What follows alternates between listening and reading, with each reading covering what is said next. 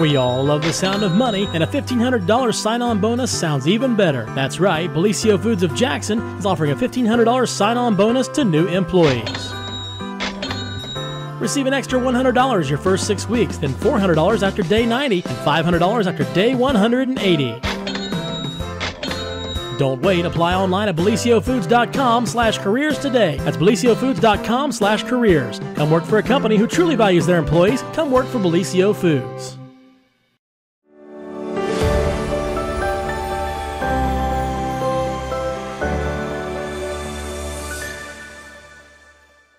Well, good morning, everyone.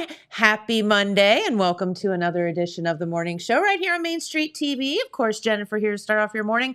And it is Monday, which means our good friend Pete Wilson is here to do the morning news update, brought to you by Nia Henry, agent for Appalachia Realty. And if you have any real estate needs or questions, give her a call, 740-418-4135. Talked to Nia over the weekend. She was out working. So, all right. Yeah, she's always out working. She is. She is. Same as Pete Wilson. Right. Well, it was Jackson County Fair Week. It was. We got through it. And, of course, the big events, a lot of the big events were on Friday. It's kind of like the culmination of the junior fair side of the fair. And then the official fair ended on Saturday with the Brent Jenkins Memorial Demolition Derby. Bang 'em up Derby. That's always a big attraction.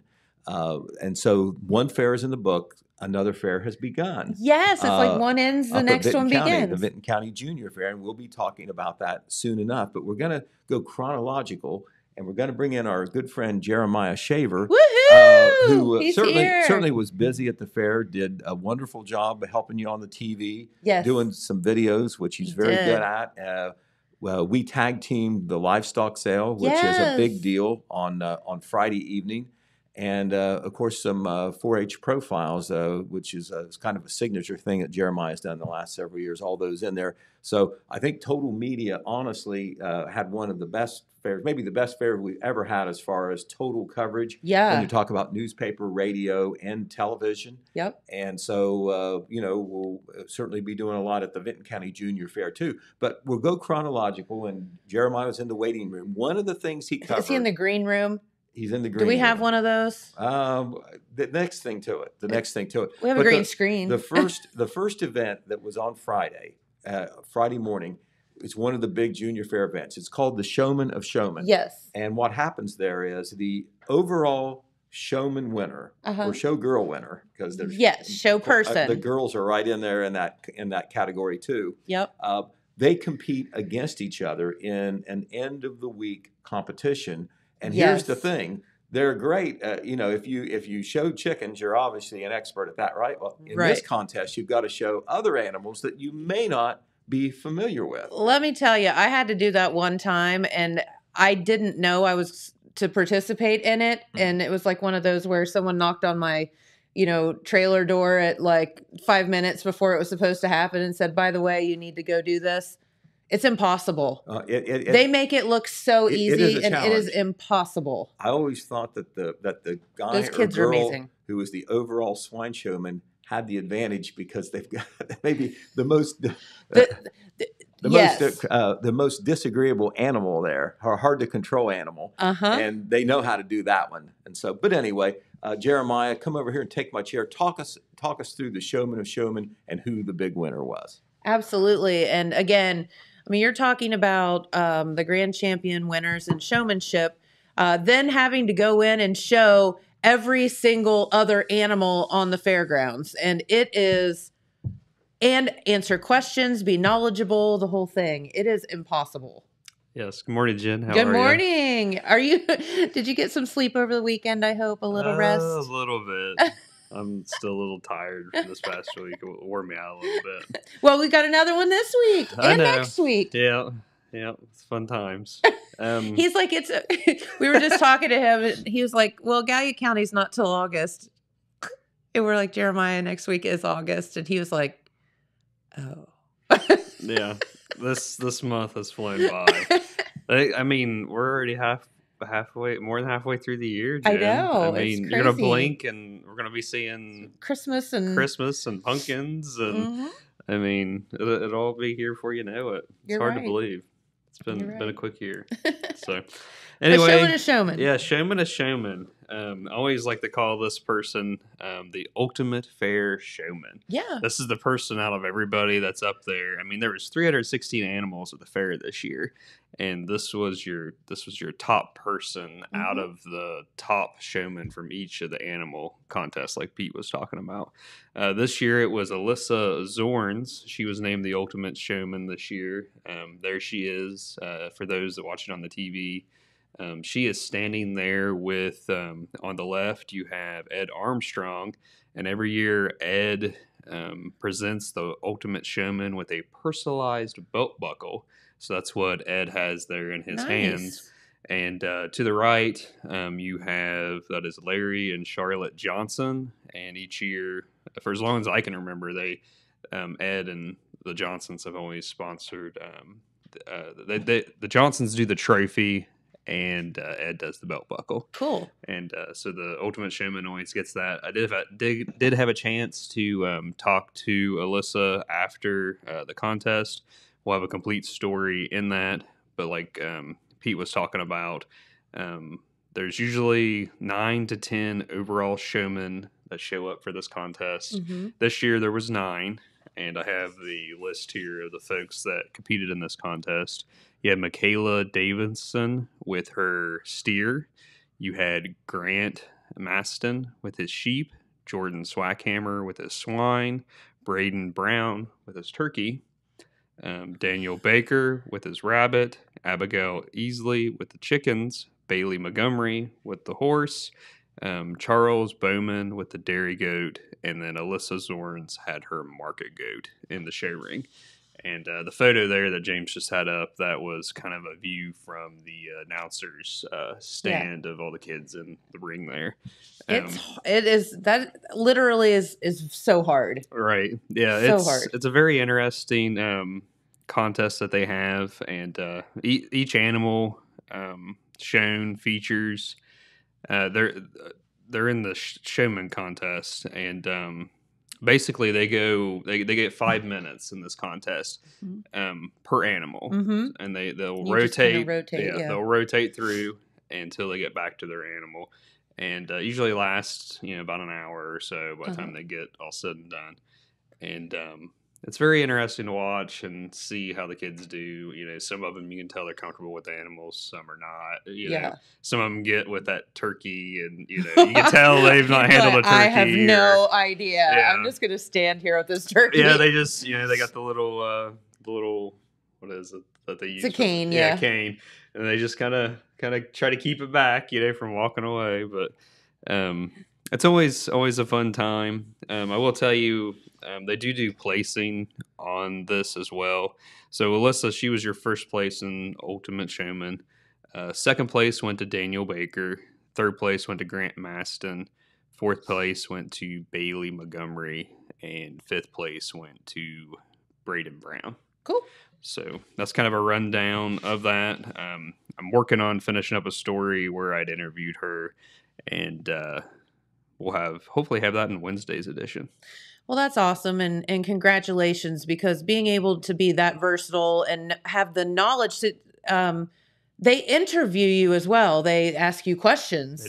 Like, what kind of rabbit is this? I'm like, again, in my defense, I only had 5 minutes to prepare for something that should take you years. But anyway, right. I don't know a white one. Like, I don't know. It's so hard. You have to know all of this stuff. Yeah, you have to be very, very knowledgeable to be the showman of showman. Yep. Zorns was telling me, Alyssa Zorns was telling me that she was in it last year.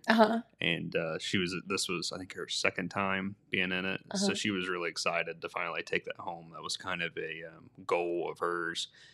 To add to the list of, the check-off list of things that you win up there. So she was really excited, but we'll have that complete interview with those photos. And that's awesome. And hopefully in the Wednesday edition. Right, Pete? We will. He says we will. We will. So it is a priority because I know how big of a award that is. It is. Right. It's a big one. So I'll hand my seat back off to Pete here, and hope you guys have a good show. Hey, you too. Oh, look how cute you guys are. That was like the best picture. I loved it.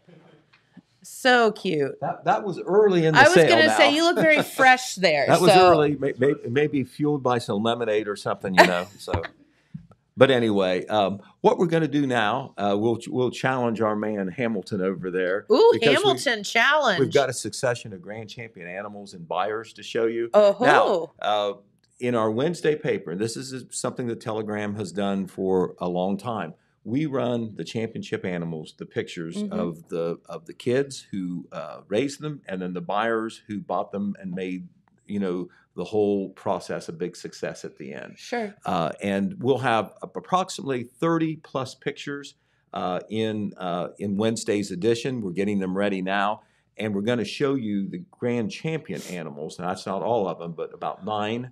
Now, and I will go through them, show you the pictures, and once again, you get a chance to see the 4-H'er who raised the championship animal, and the buyer or buyers who step forward to give them better than market price. You can bet that. Yes, very All much right. So the very first animal was the grand champion market poultry, and that was Haley Workman, and there is Haley right there with her chicken right in the middle, holding one of her chickens. And that was the first championship animal. It was about the very first of 316. But it was bought for $2,000 by Mark Porter Ford, High Valley Bank, Hoser Health System, and Trish Construction. And there in the picture, you have Shane Porter of Porter Ford. He's the general manager out there. Tom Moore, who's representing Hoser. Joe Wyatt, who is a fixture at the Livestock Sale, representing OVB, Ohio Valley Bank. And then Terry and Jamie Trish, the husband-wife duo, representing Trish Construction. Yep. So that was the very first animal. Okay, the second grand champion was in the turkey category. Okay. And the grand champion turkey, we've heard from him already, Braden Brown. Yes. He, not only was he in showmanship, but he was in the market side too, the grand champion turkey. And this grand champion turkey was purchased by one of the more frequent buyers at the livestock sale. Not a business, but a person. Wellston Mayor Charlie Hudson, very generous, a big buyer, especially early in the sale. And that turkey was purchased for $2,000. That's an expensive So congratulations to both of them, buyer and seller. Awesome. All right, third was the bunnies, the rabbit, the grand champion rabbit. And our friend Jen. The winner was Jennifer Meldick, and this was her last year of 4-H, so that was special to her. A couple years ago, she was on the court. Her family, her mother and father, Melody and Shane, are big fair people. Yep. They got, I think, 7 kids. I'm not sure if they a lot. But anyway, they are fixtures at the fair every year, and Melody was just beaming when daughter Jen was able to win the grand champion rabbit award. And then, of course, the sale came, and it was purchased, her rabbit, for $1,500. And there were 2 buyers, Jerry's Do-It Center, and of course, we know Greg Beckner. Sure do. He was there representing the store. And then Papa John's of Waverly, Jackson, and Viola. And the purchaser, or the person representing Papa John's, was Dan McKenzie. Gotcha. All right. So the next category, we're getting into the bigger animals now, was the grand champion lamb. And the grand champion lamb was Brady Daly. That's Brady on the far right. And Brady Daly, you're right. Yes. The son of 4-H agent and extension educator Erin Daly. That's right. That's Erin is, or rather, Brady is the older son, and the younger daughter, is Addison Daly. Yep. They've both done very well at the fair, so it's in the genes. But Brady there on the right with these lamb, $13 a pound. The purchaser was Jackson Ag Service, represented by Travis Unger. Carmen's Used Cars, represented by you-know-who, our friend Mark Carmen. That's right. And then another big supporter in the community, Nationwide Insurance, agent owner Virgil Hamilton, all there in the photo. All right, then we go to the next category on the Grand Champions, and that would be the Grand Champion Goat. And this Grand Champion Goat also happened to be the top county bred goat. Nice. There's another category where, if it's locally bred, that's another award that you can win, and you can be grand champion too. And that's exactly what happened with Jade Roach, the young lady there with her hands around the goat right there. Congratulations to her. The buyer of the grand champion goat was DKM Construction, and that is Matthew Martin, who is representing Dennis Martin, who was the actual buyer, but Matthew standing up there for Dennis. DKM Construction, $30 a pound. Holy moly. For that goat, exactly. All right, then we go to the Dairy Beef Feeder Grand Champion. The Dairy Beef Feeder Grand Champion was shown by Kenna Atkins, and it was purchased. There it is, right there. The Grand Champion, Dairy Beef Feeder. It was purchased by Ricer Equipment and Kenny Atkins Logging, and the representatives there, the buyer representatives for Ricer Equipment, Brandon Green, and for Kenny Atkins Logging, you guessed it, Kenny Atkins. Makes sense. All right, and that price was $4.75 a pound for that dairy beef feeder. So we continue in the bovine category, and we go to dairy steer. All right, and the Grand Champion Dairy Steer was shown by another child of a prominent farm family in Jackson County, and that would be Gage Farr. Gage Farr showed the Grand Champion Dairy Steer. It was purchased by Wilson's Excavating for $2 a pound. Jason Wilson and Jesse Wilson are there in the picture. They were the buyer representatives. Then we go to the Grand Champion Steer. The Grand Champion Steer was Cale Hutchings, and I believe that this is the steer. This is the steer. Okay, right. We'll maybe go back to Gage Farr. The Grand Champion. I think you maybe missed one of the cow photos, Pete. Okay. Well, Here's one I think I missed. All right, let's go back and see if that is. I was just getting ready to tell James what a good job he was doing. No, he's doing good. Now, we were there to see it, and he's just looking at a picture, and there's about 9 or 10 of them. He's I don't know, it's a cow. Shuffle the deck To on. be fair, this one is labeled DBF, so I don't necessarily know what that meant. Dairy beef feeder. Well, yeah, I figured that out now. All All right. right, hold on just a second. Okay. Give me 2 seconds. All right, here is your There it is. This Okay. is the dairy beef feeder. Yes. Okay, the dairy beef feeder grand champion,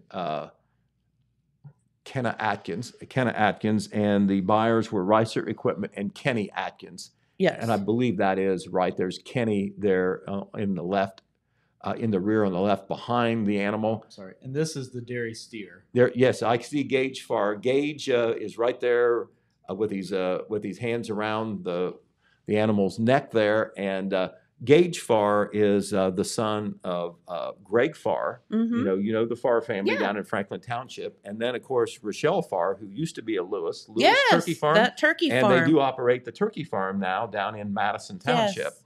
So their kids are very active in the fair, have been very successful, and their oldest child, Gage, showed as we see there, he showed the Grand Champion Dairy Steer, as you can see, a Jersey cow there. It was purchased by Wilson's Excavating through $2 a pound, and in that picture this time is Jason Wilson and Jesse Wilson, husband wife, representing Wilson Excavating. All right, we'll go back to the Steer Grand Champion now, James, just to make sure that they're. I think we got him right. All right, now. there, here, that is young Cale Hutchins there. He was the raiser of that Grand Champion steer. It was bought for $2.70 a pound by Strickland Sales and Service down Oak Hill Way. That's Scott and Missy Strickland in the picture there, behind the cow there, with Cale Hutchins. And although we don't have a picture because it was the reserve champion, younger brother Parker Hutchins showed the reserve champion steer. You're kidding. And guess what? Strickland Sales and Service bought that as well. Oh wow! So there may be a personal little tie connection there. there, but they certainly stepped up to support those two young men. Okay, well, the final category was the Piggies, the swine grand champion. And You're so cute. and this was a very nice story towards the end of the fair. That big group represents the Jackson County Republican Party and Randy Evans Construction. So a lot of the Republicans who were there stepped up to be in the picture. Included in there is Executive Committee Chairman Donnie Willis, kind of in the back in the middle there. Randy Evans standing there holding one of the banners or the pennants is you can be seen in the picture.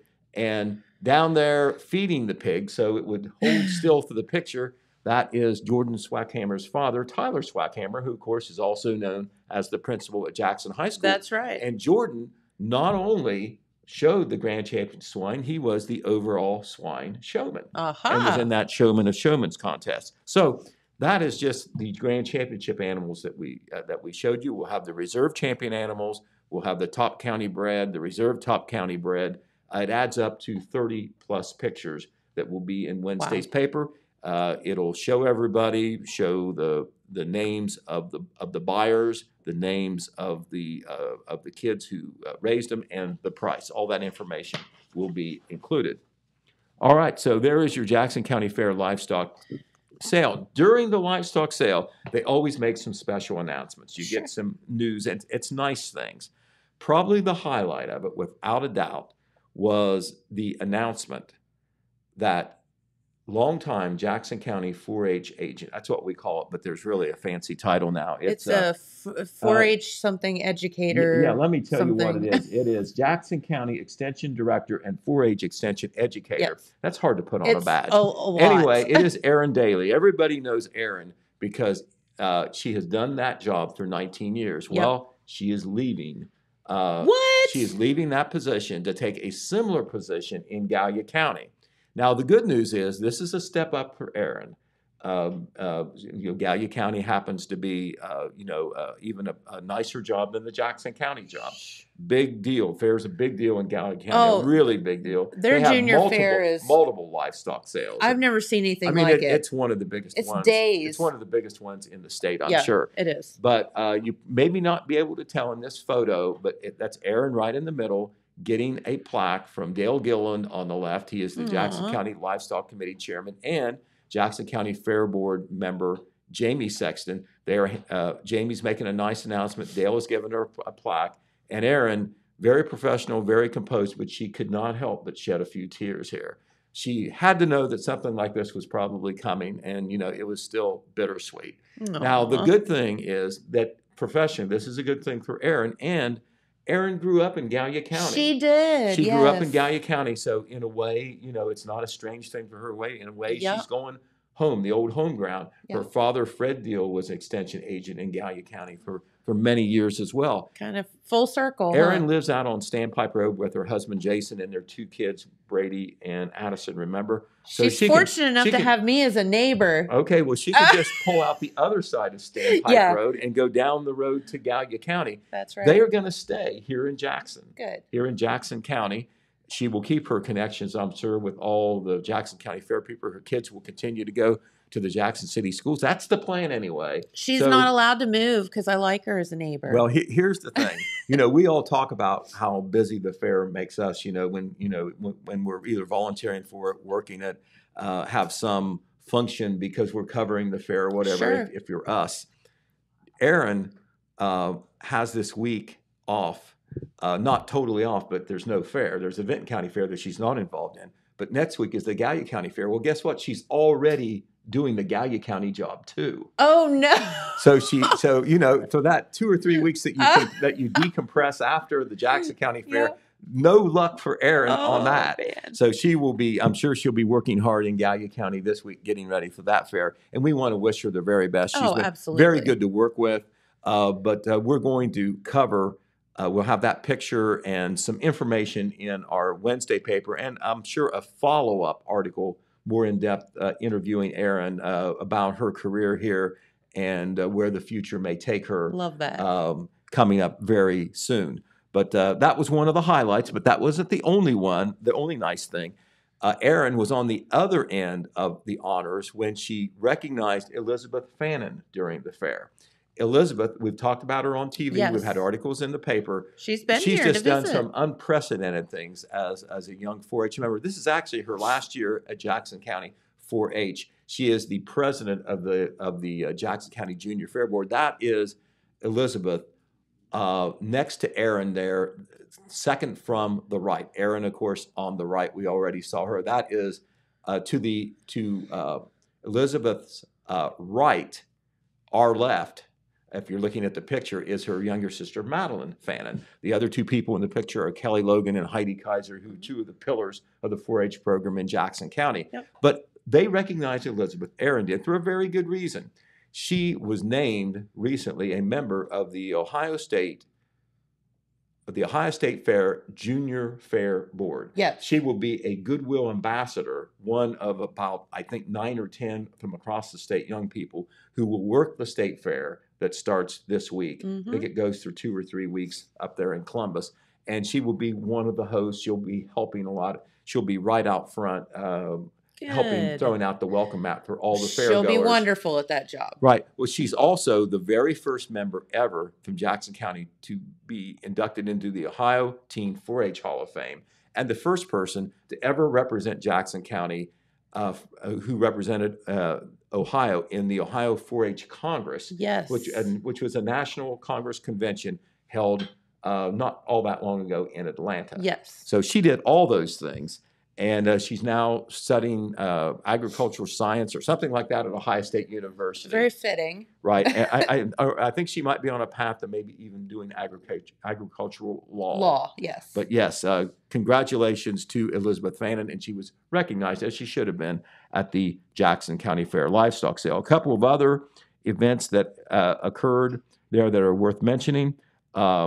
The Corn-Fed Crew 4-H Club. That's one of the new 4-H clubs in Jackson County. Corn-Fed Crew. Look, they got a lot of members, and the reason that we're talking about them, not only are they a successful 4-H club in their first year, but they raised money and they wanted to give back in their very first year, and so they came up with a $500 scholarship to award to a deserving 4-H member who's not even a member of their own club, and that happened to be Grant Maston, who, of course, has made a name for himself at the fair the past several years. Yes. Grant, by the way, through his mother was an Armstrong, Melissa Armstrong. Yes. So he comes by it naturally, Grant does. I had to mention that. He is the grandson of Ed Armstrong. Yes. But Grant gratefully received that $500 scholarship from the Corn-Fed Crew 4-H club. I think it's wonderful, not only that they had that many members in just their first year, but they actually wanted to do something to help somebody else associated with the fair. On the far right is Chloe Chambers.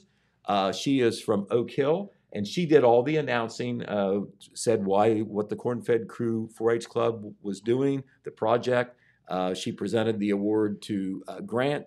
We remember her this past season being a great basketball player at Oak Hill and also being one of the honor students in the 2002 graduating class at Oak Hill High School.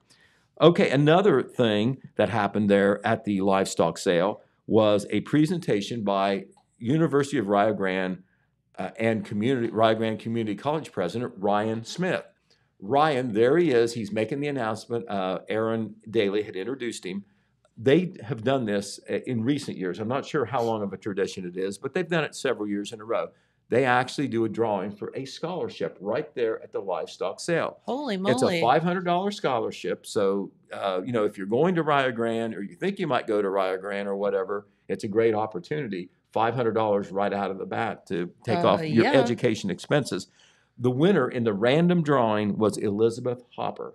I think the names are your senior 4-H members who are about ready to go to college. Yeah. So a $500 scholarship to Elizabeth Hopper from the University of Rio Grande and its president, Ryan Smith. Also, another act of charity that happened, and this was so touching to see so many people who stepped up to make a donation. Paula Stewart, who is a member of the Oak Hill Union Local Board of Education, also she wasn't representing Oak Hill then. She lives out in Bloomfield Township on a farm. Her and her husband, Tom, have been big 4-H supporters at the fair for many years. She made an announcement that Brown Foreman Cooperage, which has, they make the barrels out there on State Route 124. They had a whiskey barrel that they made out there, and they were going to give that to Mark Wyant. Now, Mark Wyant is a Jackson businessman or Jackson area businessman. He has supported the fair for many years by providing electrical services. Well, Mark is fighting cancer right now. And what Paula suggested was, let's give this barrel to Mark. And anyone who is willing to donate $100 can sign the barrel, personally sign the barrel. I don't know whether everybody really did, but they must know Mark or whatever, but there were hands going up all over the place. I don't know how much money they ended up raising. That's awesome. But I bet you it was easily several $1,000s. Wow. From the folks. And it wasn't an auction for the barrel. They're not getting the barrel. It was just a donation to help Mark Wyant and his family through this tough time. And so that was so all those things happened at the livestock sale. It started at 3 o'clock and ended at about 10 o'clock. Actually, a little bit after 10 o'clock. 316 animals sold. Whew. All good. Jeremiah and I were there to cover the paper, but the radio crew, which included Matt McKee, Porterhouse, Rodney Tomlin, a.k.a. Rodney Tomlin, and J.J. Hale were all there. Covered the livestock sale, did interviews with some of the big buyers. I thought it was great coverage. My hat is off to them for what they were able to do. Very nice. And I will tell you that I saw Porterhouse eat 2 full meals while I was there. So I mean, the boy can pack it away. He can. All right, but it was a long night. I'll say this. I don't blame him at all. And I do want to say this is in honor of you, Jennifer. God. They don't sell horses at the livestock sale. They do not. But they do have a horse show, and it goes a long time. Yes. I believe they had it on Wednesday night, and they even had to go into Thursday. They had to come back and do some on Thursday. But I want to give you the top winners from that. I don't have pictures to show you, but I do want to mention their names, and we will have some pictures as well as the winners list, hopefully in our Wednesday paper. Yep. The Grand Champion Showmanship winner was Bailey Montgomery. The Reserve Champion Showmanship was Abigail Thompson. The Grand Champion Horsemanship winner was Renan Barton. The Reserve Champion Horsemanship winner was former Fair Queen Presley Sexton. And the contest winners, the Grand Champion contest winner was Maya Simpson, and the Reserve Champion contest winner was Jocelyn Vickers. And I think that you can probably testify, unless you were just a pretty face and they named you queen, you can probably testify how much work that is. It's a ton. To be prepared for the horse show. Now, I've always wanted to know this, and I'm putting you on the spot. Okay. All right. I know a little bit about the contest because I see the barrels and the obstacles they do. What's the difference between horsemanship and showmanship? Okay, so on the horses. Well, easiest way to put it, showmanship is the same as in the market classes. So you're showing the horse, you're actually leading the horse. I'm just using really simple terms here. Horsemanship, you're riding the horse. Okay, that's the difference. Riding versus showing. Yeah. So showmanship, you're it's more about grooming, and same as a market animal. But they'll put you through a pattern. But you're actually leading the horse, and you'll have to do spins and back up and do all kind of weird things like that with your horse. And it has to set up properly and all of that, stand still. Okay. Do they tend to, do you usually do one or the other, or can you do both? No. Yeah, you will definitely do both. You have to do showmanship. You don't have to do the riding part. Okay. Or that's how it used to be. Okay. And then... Is that how you got to be horse queen, your horsemanship and showmanship abilities? More my horsemanship abilities than the showmanship. I hated it. Okay. Do we still ride? Occasionally. Not much. Okay. I don't bounce as well as I used to, Pete. Okay. All right. Well, I've not ridden very much, but I know if you're not used to it, it's just not as easy as driving a car, put it that way. No, it is. I would say that if riding horses, if you don't start early in your life, it is very humbling, and a lot of adults will not stick with it, if that makes sense. Right. Exactly. Yeah. Exactly. All right. Well, so the Jackson County Fair is in the books. Yes. It all ended, on Saturday evening. And I did talk with both Erin Daly and Dale Gilliland, who is the livestock committee president. Mm-hmm. They thought that the sale was good. Now, they are so impressed with the support that they have gotten from the business community and individuals, not only just from Jackson County, but from surrounding counties. They say that the businesses have stepped up just as big as ever. Yep. They were very impressed with how they hung in there even during the COVID years, because you have the COVID year 2020 when you didn't have the live sale. And then, the animals weren't there at least. Yeah. Then you had 2021 where, you still have people and businesses that are still reeling from the effects of being shut down and knocked aside by COVID the previous year. Yep. And so they feel, Erin felt that the prices were right in line, they were good, and they stayed steady throughout the night. And some of the businesses, the Porter Ford dealerships and Ricer Equipment were two, who actually at the end of a couple of the animal categories bumped up the animals to a minimum buy. Gotcha. So, if a turkey got $200, Ricer or Porter might have said every turkey gets at least 300, so they would have filled in the extra 100. Sure. So that is a major donation that's huge in and of itself. So those were the two businesses that did that on Friday night. All right, so now we turn to the Vinton County Junior Fair. Hey, Pete, before we move on real quick, we've got some Chillicothe Paints tickets to give away let's today. do that. We just want to throw that out. If anybody, this is for tonight's game. Yes. So if anybody listening wants these tickets, just comment that you want these tickets and come pick them up. They're lower level reserved tickets. It's for tonight's Chillicothe Paints game. It's at 7:05 tonight at VA Memorial Stadium versus the Lafayette Aviators. I've been to some Paints games. It is fun. It is a very pleasant venue. Obviously, we have 4 tickets. Obviously, pretty affordable when you compare it to professional sports. That's right. And you know what? The hot dogs and the hamburgers and all that taste just as good, and they're more affordable. That's exactly right. And it is just a lot of fun. Like we have 4 tickets here. They make it as an event. They really unless it's changed. Good time. Haven't been there for a couple years, but they make it into a little bit of a party. Yeah, for sure. If you want those tickets, just let us know. But don't claim them if you just want to win. Claim them if you actually want to go to the game. Claim them if you're actually going to. Yeah, let someone use them that's going to actually use them. But that's for tonight's game. So just give us a shout out on Facebook there, and they're yours. We'll make sure you get them. All right. Well, now we go to the Vinton County Junior Fair, and the full fair kicks in today. There'll be opening ceremonies early this afternoon. I know Red Thompson Jr. will be there, but just as Jackson County has done in recent years, they actually have some kickoff activities on the weekend, and they have happened here in Vinton County. And if you haven't, read the paper, paid attention, or your mind is porous, this is a big year for the Vinton County Junior Fair, because 2022 represents the 100th year anniversary of kids being involved in the fair. So 1922 was the first year that it was a junior fair in Vinton County, where they had the animals and the kids and the 4-H projects. Not exactly sure all what they had, how it started out, but that was the very first year. And they are celebrating that fact this year, as they should, because Vinton County Fair is labeled as a junior fair. That applies to the 4-H and FFA members that participate in it. And on Saturday evening, we had a Queen's contest. And so we had a Queen's contest on Saturday night, and we had a parade on Sunday. So we're back to the Queen's contest on Saturday. And this is Lakota Mace, who is on the right.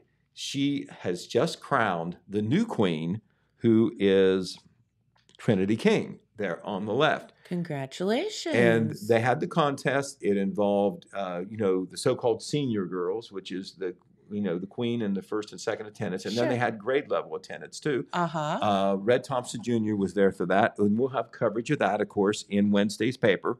But the other members of royalty, in addition to Queen Trinity King, are first attendant Madison Fannin, second attendant Mason Montgomery.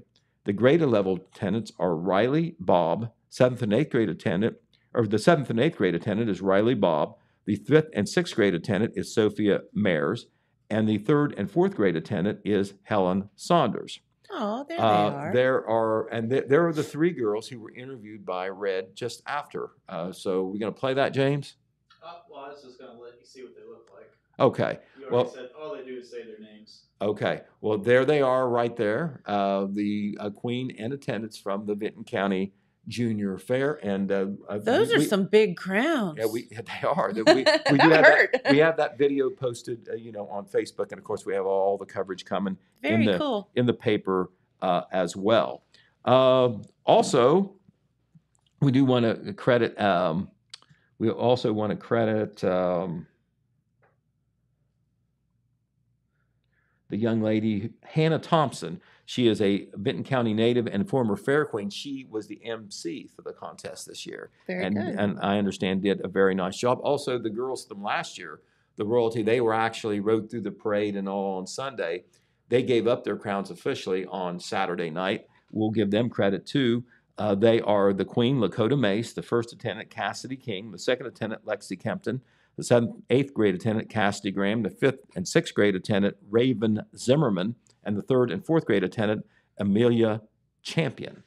So on Sunday, Alex Shope was good enough to make the trek north, and he took pictures of the Vinton County Junior Fair Parade. Oh, if you're cool. saying parade, I didn't know they did a parade. Well, they used to a long time ago.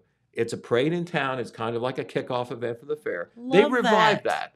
Love it. This year because of the 100th year anniversary. How fun. Unfortunately, it did rain as soon as the parade started, but it did end. Oh, I know. Always. It rains on parades, don't it? But it did not. The rain stopped, cleared up, and they were able to have the Queen's Contest outside. Great. But the fair was a very nice pre-fair event. Everything is going today. I think the rides open at 4 o'clock.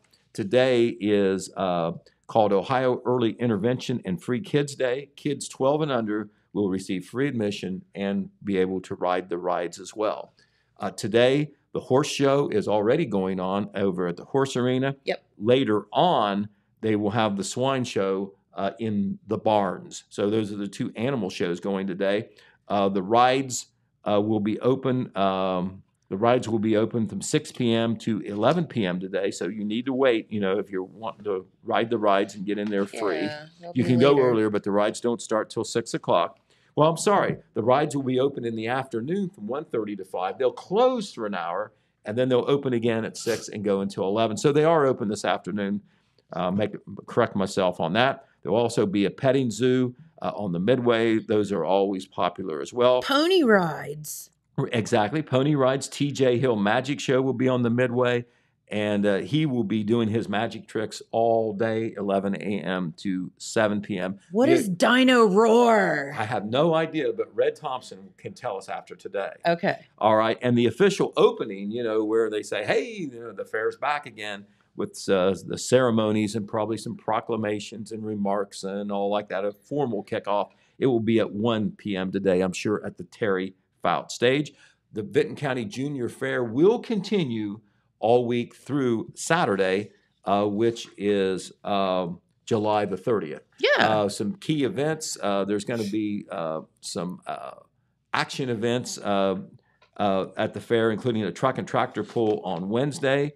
There'll be a rodeo, the truck and tractor pulls on Tuesday. The Broken Horse Rodeo will be on Wednesday evening. Fast Tracks Motocross on Thursday evening. The Livestock Sale, it's a big one there too. It starts at 5 p.m. It will be on Friday. We will be covering that on the newspaper side. And then on Saturday, the final day, there's a baby contest, a dog show during the day. And then in the evening, of course, you cap it off with the Demolition Derby. Yeah. So anyway, pay attention. We'll be covering the Vinton County Junior Fair. We'll be at the Livestock Sale. All those pictures we took at Jackson, the cameras will be busy going again at the Vinton County Junior Fair. You just go from one county to the next. Right. Okay. The rest of the world is still going on, Jennifer. Yes, it is. So we're going to give you some of the main news highlights that have occurred since the last time we talked to you. Big happening down in Oak Hill, in the Oak Hill Union Local School District. Okay. Their current superintendent, Dr. Marcy Shepard, her resignation, there is Dr. Marcy, her resignation was accepted at the last school board meeting, which was held on Tuesday evening, Tuesday, July the 19th. And Dr. Shepard had 1 year left on her contract. Earlier in the year, not too long ago, on the agenda, there was an item for a 5-year contract renewal. So it wasn't all that long ago, that we were talking about re-upping and for 5 years instead of 3 because she came in on a 3-year in 2020.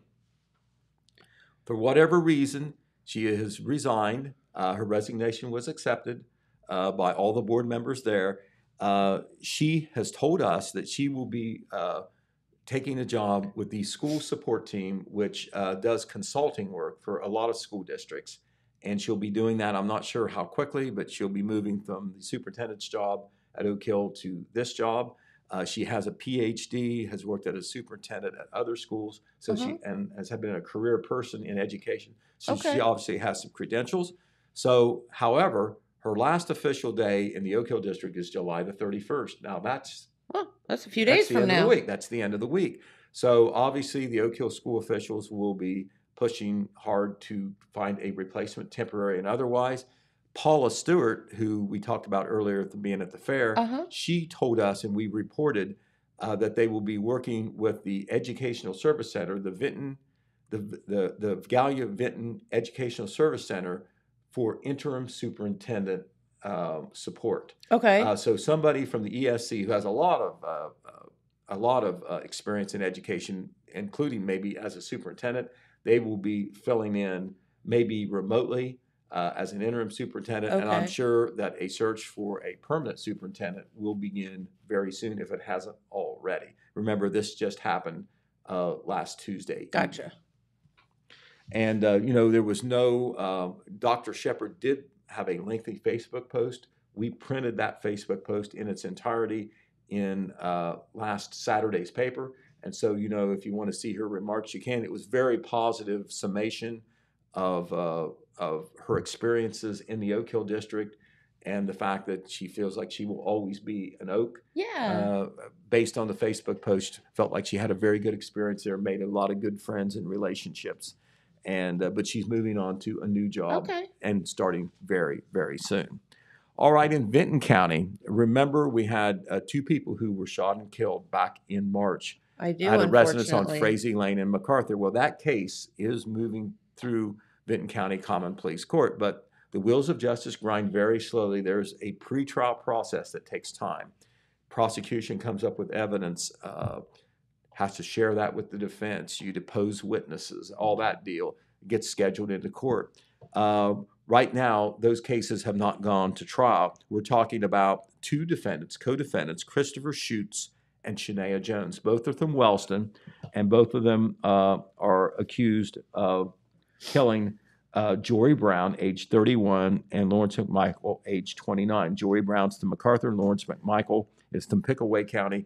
They were both found dead at a home on Frazee Lane in MacArthur. Yeah. And the charges against both of the defendants are 2 counts of aggravated murder with a firearm specification, 2 counts of murder, 2 counts of voluntary manslaughter with a firearm specification, 1 count of aggravated burglary with a firearm specification, 2 counts of felonious assault with a firearm specification, and 1 count of tampering with evidence, and 1 count of abuse of a corpse. Charges are the same. Here are the 2 defendants, Ms. Jones on the left and Mr. Schutz, of course, on the right. So we'll be following that. There are trial dates set, but they're off in the future, and folks in the prosecutor's office, Prosecutor Jim Payne and his staff, both said it's a fluid situation. As things occur, those trial dates could get bumped back as both parties do their due diligence before they're ready to go to trial.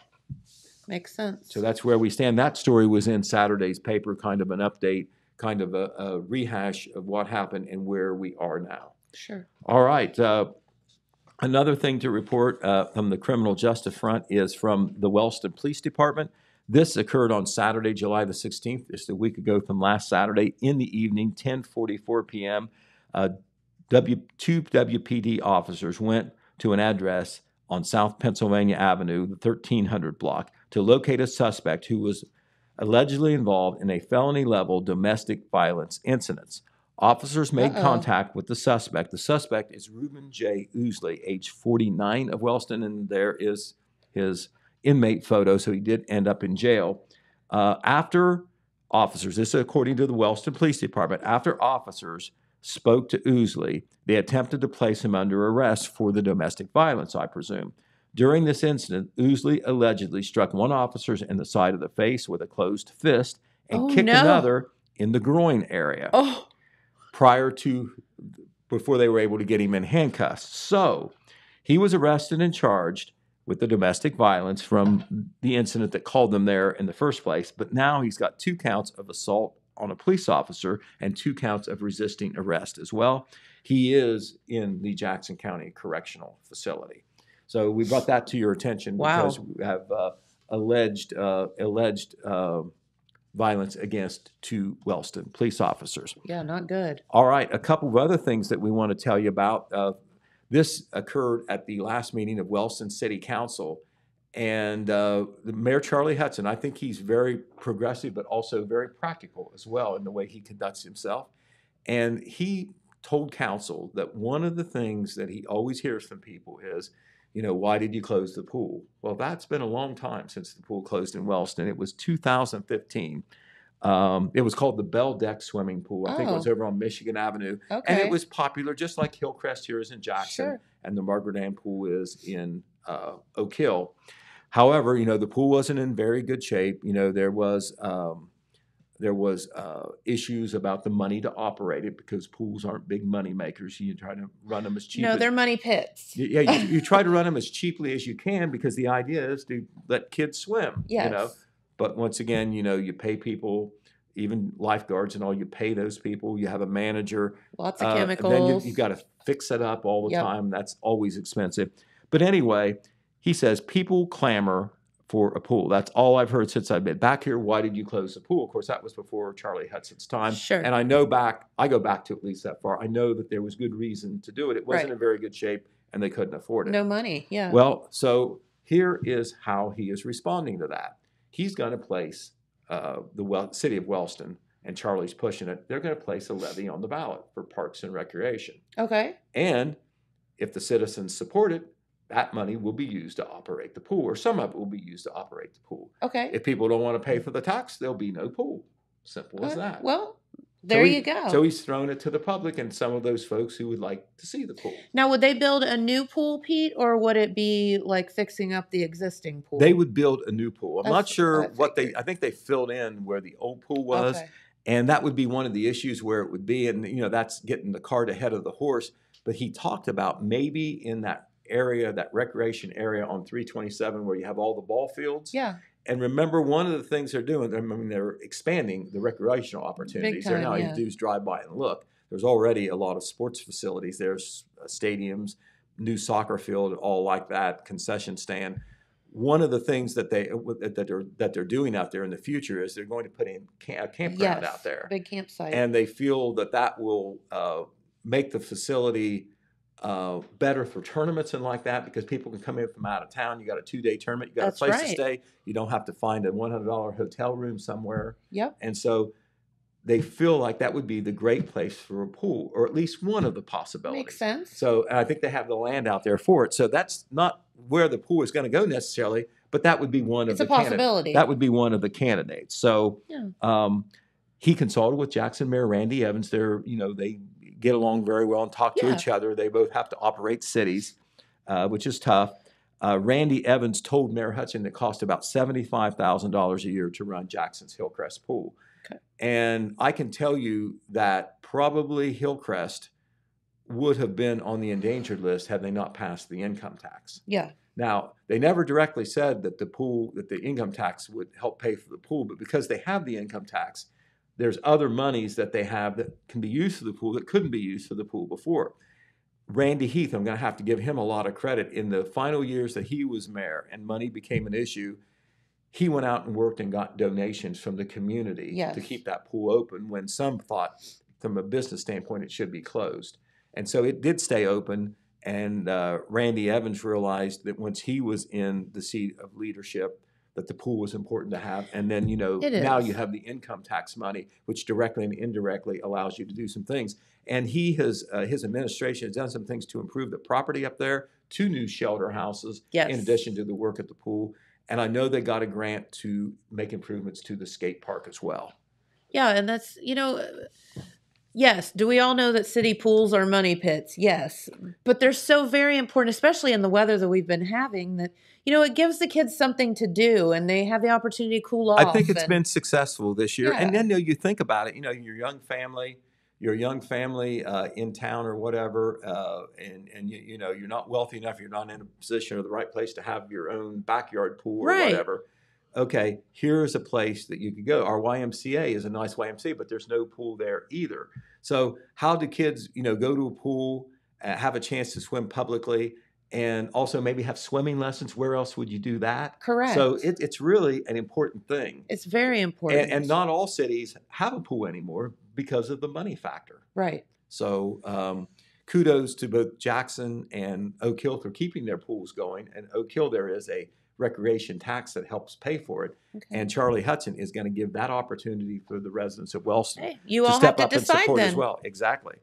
All right. Well, it is 2022, and that means that there are some state officials on the statewide ballot this year, and very important races in the Ohio Supreme Court. Sometimes you don't hear that much about the Ohio Supreme Court, but that body's been in the news a lot because of some split votes about redistricting. And, that's caused some problems trying to get those lines drawn for the legislative districts. It's still not resolved totally right now. Right. But one of the candidates for Ohio Supreme Court, who is a Ohio Supreme Court justice now, and by the way, you don't call them judges when they get to the Supreme Court, they're justices, all right? And Pat Fisher, who spells his name Ficher, was at Parks Edge Event Center last week for a meet and greet, and there were some people there to meet and greet him. There on the left is Larry Kidd, prominent Jackson businessman and Republican. Mandy Harris, our own Mandy Harris, who is the general manager of Parks Edge Event Center. She was in the photo. And that is Justice Fisher there, right next to Mandy. And on the far right is well-known local attorney Bill Cole. There were other people there as well, but they were in my way when I went to take a picture. So we had that. Smile. We had that story in last Saturday's paper. I understand that Justice Pat DeWine, that's the son of Governor Mike DeWine, was at the Jackson County Fair on Friday. I didn't see him, but from a newspaper standpoint, the media standpoint, whenever these statewide officials or candidates come, some people don't take any interest in that at all unless they have a dog in the fight or they're a big party person. Sure. I think if they come down here to Jackson County or Vinton counties, they deserve coverage because they're showing that they at least want our votes. Hey, they're trying, right? Want to know what we think. So in this case, Pat Fisher and Pat Fisher and Mike DeWine both are not, or Pat DeWine. They're both Pats, both in Jackson last week. Nice. Very cool. Once again, we do have that special election on August the 2nd. I got to don't forget about that. I got to remind you again, just a handful of people have even bothered to vote. Yes. But there is something on the ballot, a state senate, state representative, and state central committeeman at the Jackson and Vinton County Boards of Elections and any other boards of elections across the state, 8 a.m. to 7 p.m. for early voting. So you don't even have the excuse that you can't get away from work and you don't want to spend your lunch hour there. Plenty of opportunity to go. Also open this weekend on Saturday, I believe 8 to 4, and then on Sunday from 1 to 5. Election day is Tuesday, August the 2nd. Once again, nothing on the ballot except those statewide, state level or district level offices. Okay. I think the only contested race that we have that affects both Jackson and Vinton counties is their state senate. On the Republican side, Shane Wilkin from Hillsborough, who is a state representative, is one of the candidates. Thomas Wang, who is a businessman from Waverly, is challenging him for the nomination on the Republican side for 17th District State Senator. Bob Peterson, who is from southwestern Ohio, Sabina, I think is where he hangs his hat. He's been the state senator for 2 terms. Because of term limits, he cannot run for re-election. So that is an open seat. Gotcha. So that is where we stand. Well, that sounds pretty good, Pete. You did a real good job. Right, I got out of the Jackson County Fair, and you got out of the Jackson County Fair. Both of us didn't get sunburns, did we? Nope, no sunburns. Nope. All good. And don't forget, do we have Paints tickets still available? We have 4 Paints tickets available. Anybody want to go to tonight's game? We have 4 tickets. Just give us a shout out, and they're yours. Hot dog not included. That's right. All right, Pete. What did you eat at the Jackson County Fair? I had a hot dog from the Jackson Cattlemen's Association. Good one. Yeah. Which, normally I get a ribeye, but this time I changed up and got a hot dog. And then I went over to the Oak Hill FFA booth and had one of their pulled porks. Uh-huh. And then when I got home, because it was a 7-hour deal, Pam fed me too. Well, that was so nice. Now, you were just calling out Porterhouse for eating 2 meals, and you just named 3 that you had. No, I had 2 sandwiches. He had 2 plates. Plates and sandwiches, I guess, are different, James. Right.